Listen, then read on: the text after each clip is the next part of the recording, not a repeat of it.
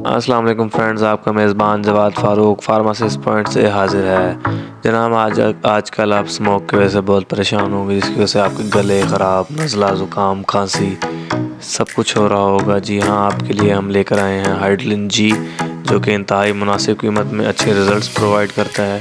जी हाँ, यही सिरप आपने एडल्ट डोज के अंदर सुबह दोपहर शाम 2-2 चम्मच पीने हैं, जिससे आपको खांसी में अफाका होगा और आपकी खांसी कम हो जाएगी। बलगमी खांसी, जो कि आपका रेशा खड़क रहा है, छाती खड़क रही है, इसके लिए बेहतरीन है। उम्मीद है वीडियो अच्छी लगी होगी। लाइक और शेयर ज़रूर कीजिएगा।